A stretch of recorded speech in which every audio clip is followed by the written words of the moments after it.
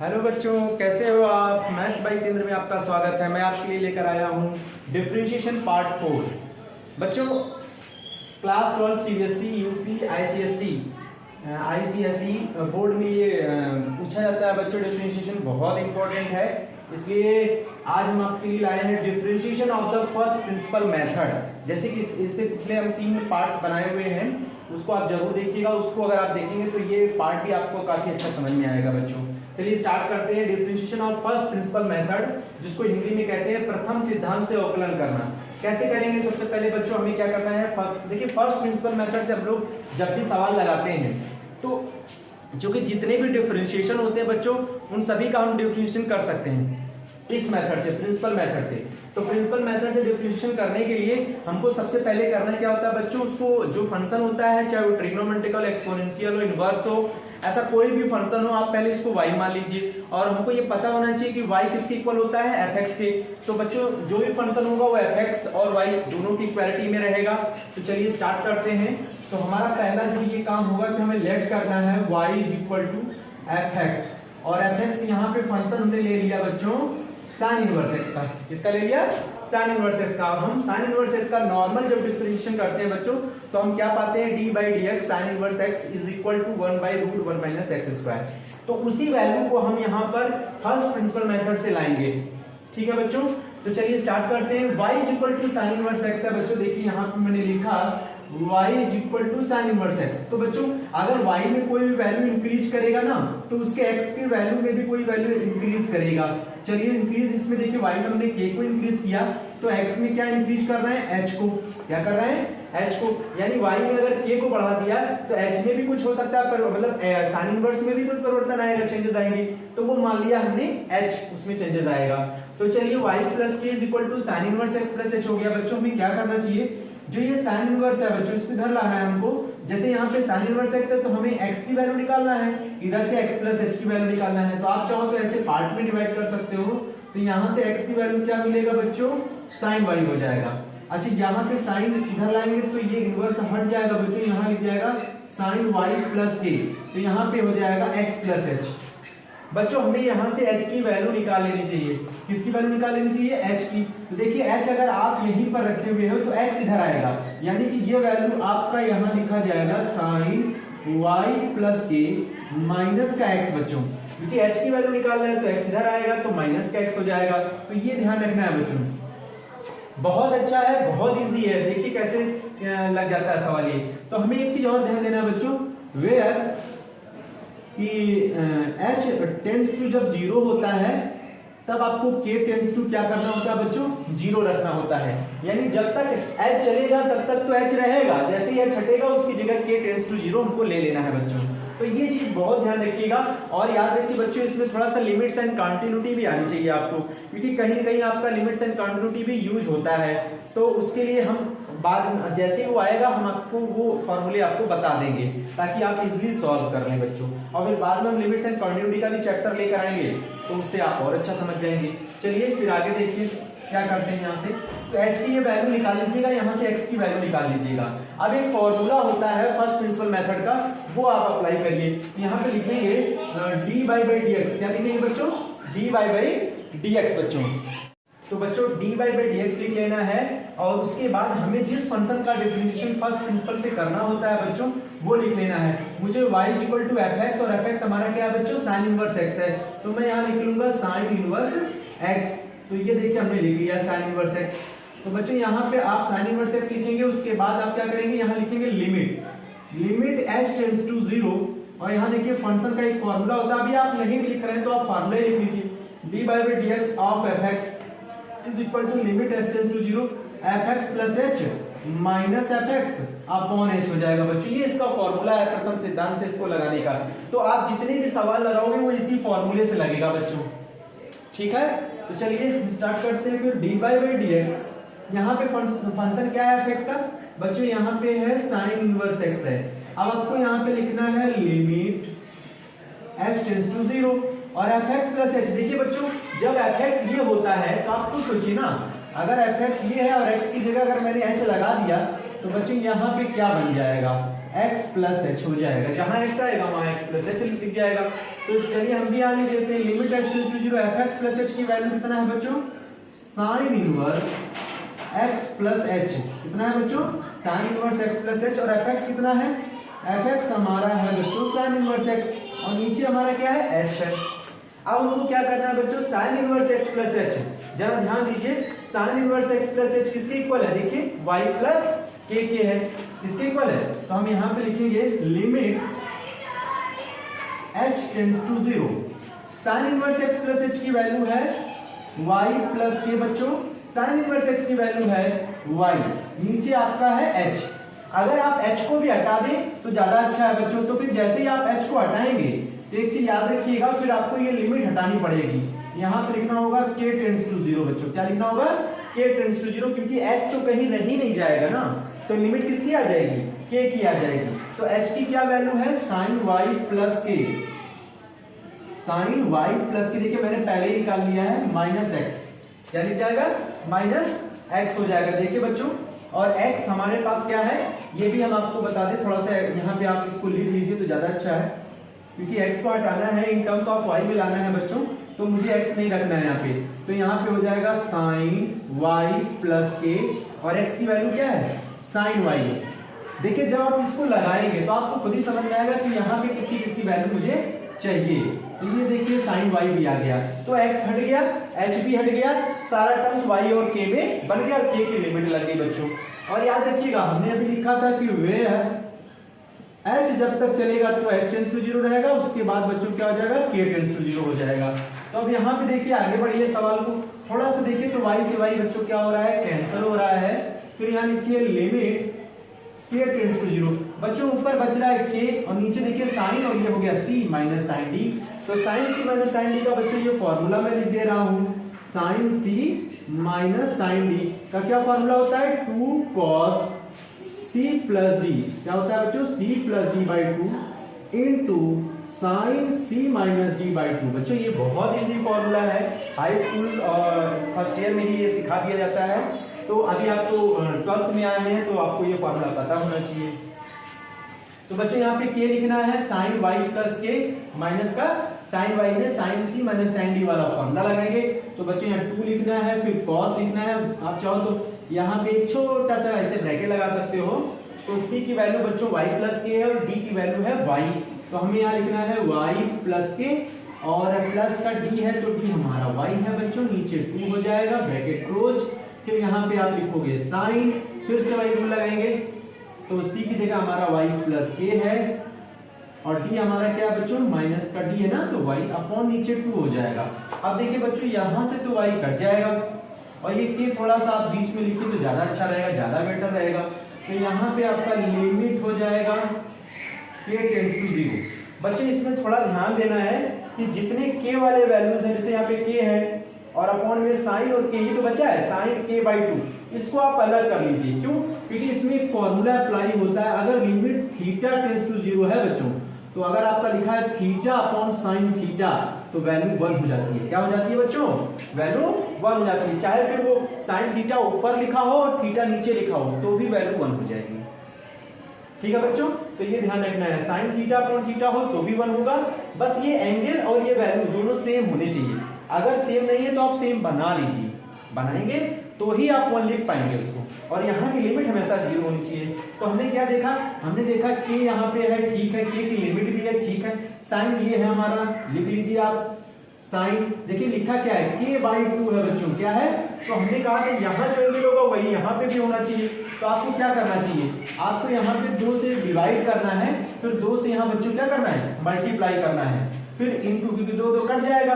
अब बच्चे यहाँ पे फिर से आपको लिमिट लगाना है, क्योंकि ये भी तो बचा हुआ है, तो लिमिट लिखिए k टेंड्स टू 0, बच्चों यहाँ पे है, ऊपर कुछ नहीं बचा, 1 लिखिए, नीचे आपका क्या बचा हुआ, देखिए ये जो 2 था बच्चों, या तो आप इसको मत लगाइए, ये 2 का इनटू डिवाइड मत करिए, देखिए k बाई 2 आपको डायरेक्ट, यहाँ इनटू है तो k बाई 2 तो आपको डायरेक्ट मिल जा रहा है, तो आप यहाँ ऊपर ऐसे लिख सकते हैं k बाई 2, ये देखिए k बाई 2, तो k बाई 2, और नीचे आपका देखिए अपॉन में क्या है, ये बाई 2 आप सोचेंगे ना, तो इसका इनटू इसी में होने वाला है, तो कोई फर्क नहीं आएगा। तो आपका साइन k/2 लिखा वो भी आपने लिख लिया। फिर आपने क्या लिखा, limit k tends to 0 1 upon, यहाँ पे आपका क्या है, ये बचा हुआ है, तो आपको ये देखिए 2 तो चला गया, cos बचा हुआ है, तो आप यहाँ cos लिखिए, y ऐड करेंगे तो बच्चों कितना आएगा 2i plus k/2।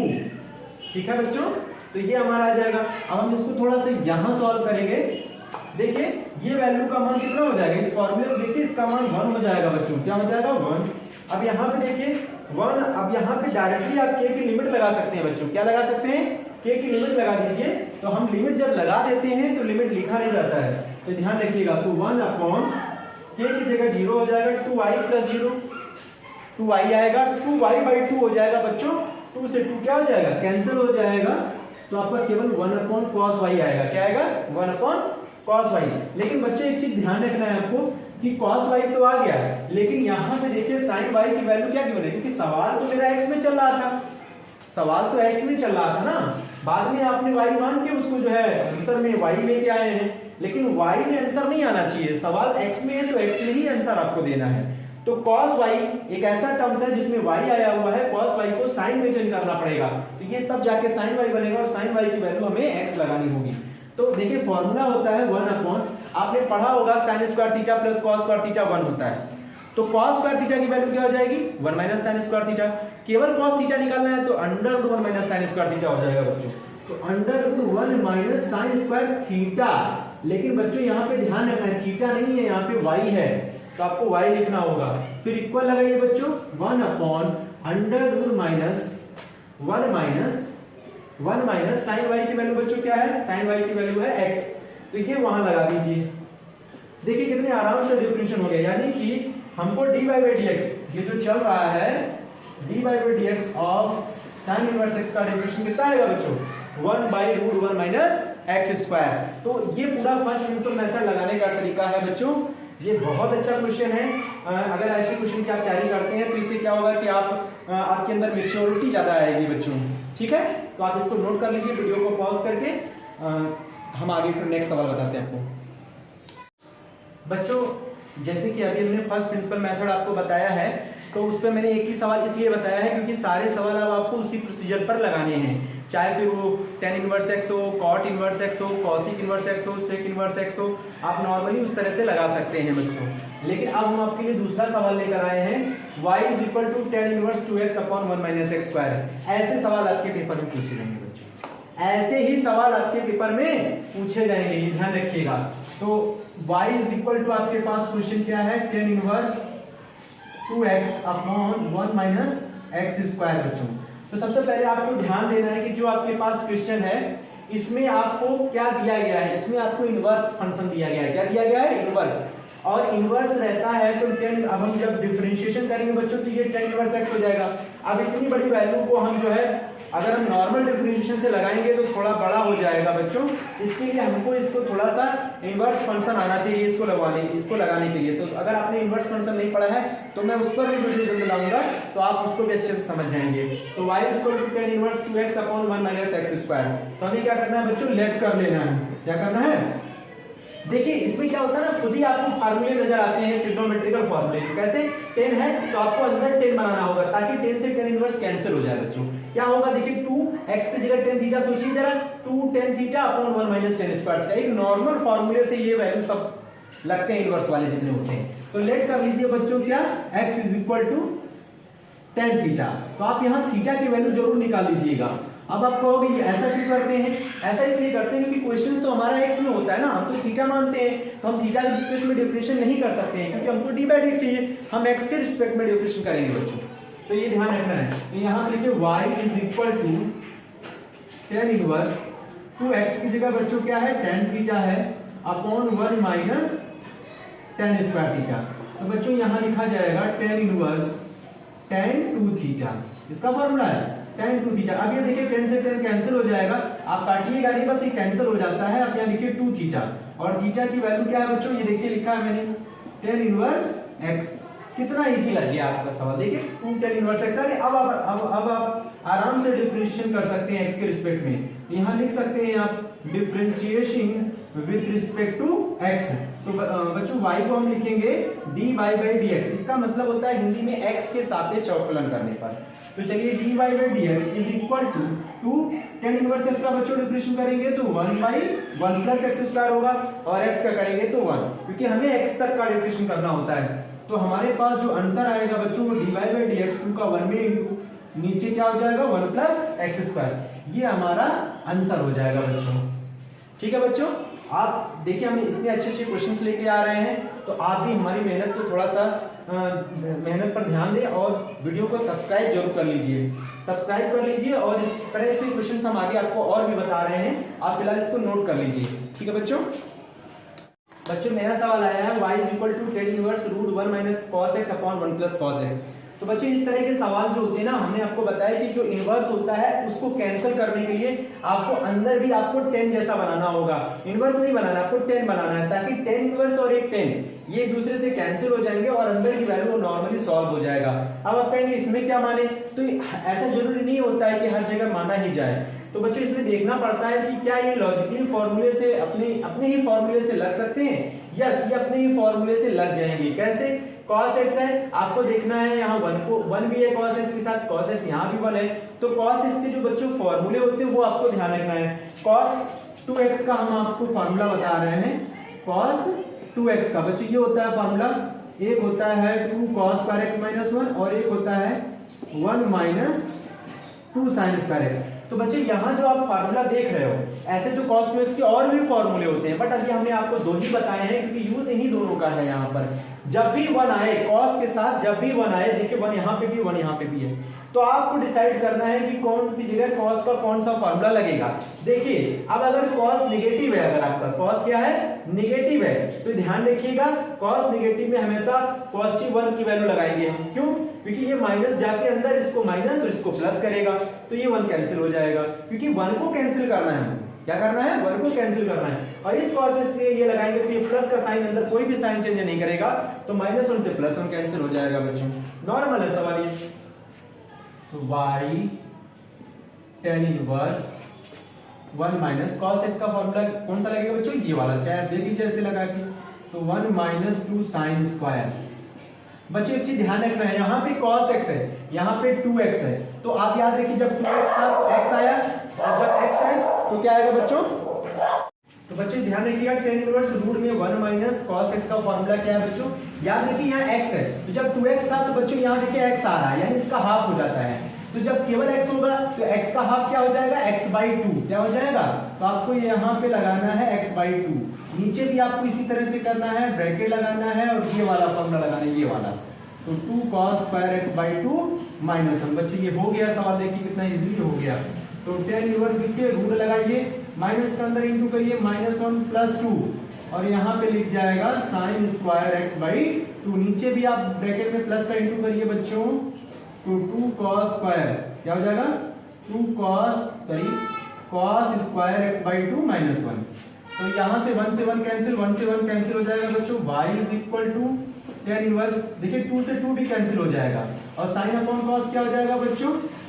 tan square x/2, tan square x/2 हो जाएगा बच्चों। 10 को बाहर निकाल लीजिए, 10 को रूट से बाहर निकालेंगे ना तो विदाउट स्क्वायर आएगा, तो 10 से 10 कैंसिल है, कैंसिल मत करिएगा, आपका ये वैल्यू कट जाएगा, ये ध्यान रखिएगा। तो y इक्वल टू क्या हो गया? x/2। अब हम x के रिस्पेक्ट में डिफरेंशिएट करेंगे तो क्या पाएंगे? dy बाई dx हो जाएगा।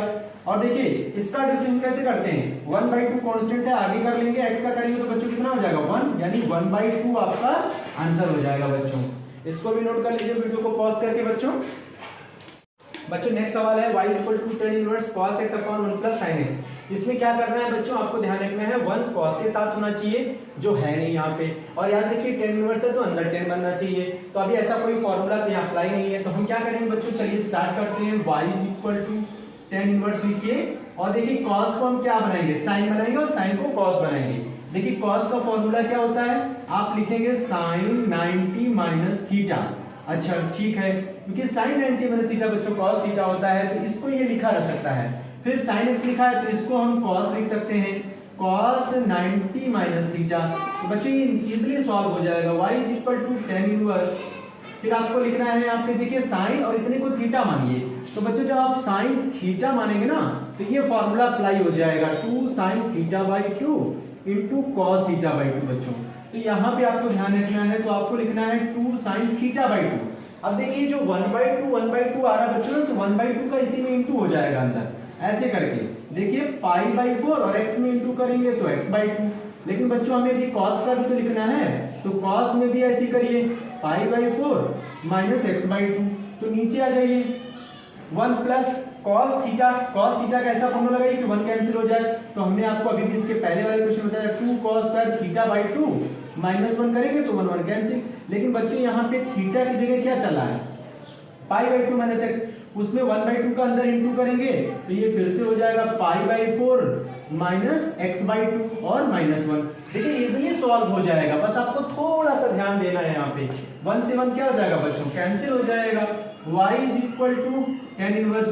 बच्चों देखिए 2 से 2 भी कट गया, एक cos से cos भी कट जाएगा। यही मत काटिएगा, अगले स्टेप में काटेंगे तो ध्यान रखिए, क्योंकि यही सारे काट देंगे तो ऐसा लगेगा कि पहले प्लस माइनस करते हैं, उसके बाद ही आप नेक्स्ट वैल्यूज में डिवाइड वाले वैल्यूज के मान काटे जाते हैं। ठीक है बच्चों, तो 2 से 2 कट जाएगा, एक cos से cos कट जाएगा। ऊपर एक बचेगा आपका क्या, sin π/4 माइनस x/2। नीचे आपका बचेगा बच्चों cos π/4 minus x/2। Bracket close कर दीजिए। y = tan inverse. बच्चों ये देखिए tan लिख जाएगा, यहाँ पे ब्रैकेट बनाए रखिए बच्चों भी tan, क्योंकि अंदर स्मॉल ब्रैकेट चल रहा है। π/4 माइनस x, देखिए sin theta upon cos theta tan theta हो जाएगा बच्चों। अब देखिए फिर 10 से 10 कट गया, 10 से 10 कट गया बच्चों, तो यहाँ हो जाएगा π/4 minus x/2। Again differentiation with respect to x बच्चों, तो y का x के सापेक्ष अवकलन करेंगे तो क्या मिलेगा, dy/dx। तो π/4 का क्या हो जाएगा 0, क्योंकि x है ही नहीं इसमें। कांस्टेंट वैल्यू का डिफरेंशिएशन क्या होता है बच्चों, 0। तो मैं यहाँ लिख देता हूँ, किसी भी कांस्टेंट वैल्यू का डिफरेंशिएशन क्या होता है, 0 होता है। तो यहाँ पे देखिए कांस्टेंट आगे करेंगे और x का डिफरेंशिएशन बच्चों 1 हो जाएगा, तो -1/2 आपका आंसर हो जाएगा बच्चों। कैसा लगा वीडियो, आप हमें कमेंट्स और सब्सक्राइब करके जरूर बताइए बच्चों। वीडियो को सब्सक्राइब जरूर कर लीजिए। Thank you very much.